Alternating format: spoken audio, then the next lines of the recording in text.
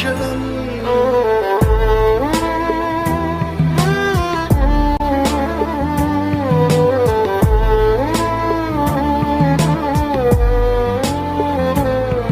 నేనే దారిలో వెళ్ళినా ఏ అడ్డు నన్నాపినా నీ వెంట నేనున్నానని నన్ను నడిపించిన నాన్నకు ప్రేమతో నాన్నకు ప్రేమతో నాన్నకు ప్రేమతో అంకితం నా ప్రతి క్షణం.